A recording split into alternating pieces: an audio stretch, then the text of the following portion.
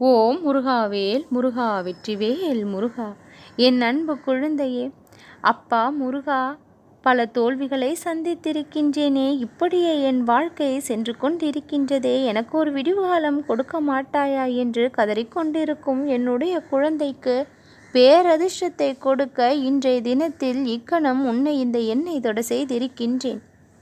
உன்னுடைய வாழ்வில் பல தோல்விகளை சந்திருக்கின்றாய் என்று கவலைப்பட்டு கொண்டிருக்கின்றாய் அல்லவா?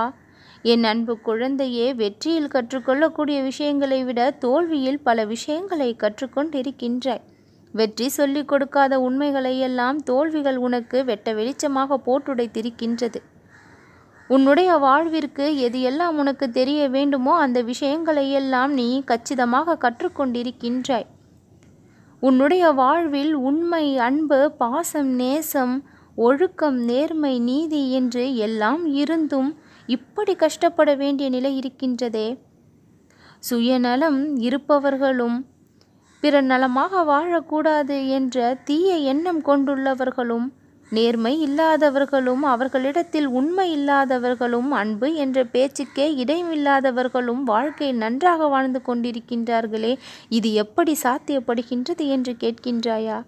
என் அன்பு குழந்தையே, அவர்களெல்லாம் இப்பொழுது நன்றாக இருப்பது போல் தெரியும்.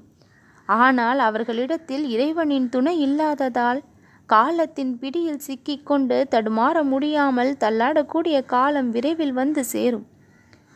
ஆனால் நீதிக்குள் கட்டுப்பட்டு இருப்பவன், நேர்மைக்கு கட்டுப்பட்டு இருப்பவனுடைய நிலை என்பது கடவுளால் பிணைக்கப்பட்டிருக்கக்கூடிய நிலை. கடவுளுடன் ஒன்றோடு ஒன்றாக கலந்து வாழ்கின்றான்.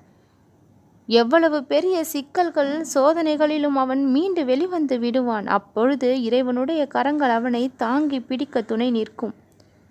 இப்படி எல்லா விஷயங்களிலும் உன் வாழ்விற்கான நன்மைகள் தான் அடங்கி இருக்கின்றது.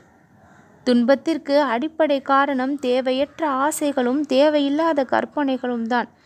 தேவையில்லாதவர்களை உன்னுடைய வாழ்க்கையிலிருந்து தூக்கி எறிந்து விட்டால் உன் வாழ்க்கை நலம் நிறைந்ததாக மாறும். அதை செய்ய முடியாமல் தான் பல பேருடைய வாழ்க்கை இன்னும் துன்பத்திற்குள் உள்ளாகி கொண்டு இருக்கின்றது. சில விஷயங்களை கத்தரித்து எரிந்துவிட வேண்டும் என்று நினைத்தால், தீயது என்று தெரிந்தால் அதிலிருந்து விலகி வர முற்பட வேண்டும். தீயது என்று தெரிந்தும் அதன்பின் ஓடி சென்று கொண்டு இருப்பதால் தான் பிரச்சனைகளும் பின்தொடர்ந்து வருகின்றது. நீ செய்த செயல்கள் சில என்னுடைய மனதிற்கு மிகவும் நிறைவாக இருந்திருக்கின்றது. பல செயல்கள் நீ புரிந்திருக்கின்றாய். பல பேருக்கு நல்லது நினைத்திருக்கின்றாய். உதவ வேண்டும் என்று எண்ணி இருக்கின்றாய். ஆனால் உதவ முடியாமல் நீ தவித்ததும் எனக்கு தெரியும். என் அன்பு குழந்தையே, பிறர் செய்த உதவியை நீ மறக்கவில்லை. ஆனால் நீ செய்ய சில உதவிகள் சிலரால் மறந்திருக்கப்பட்டிருக்கின்றது.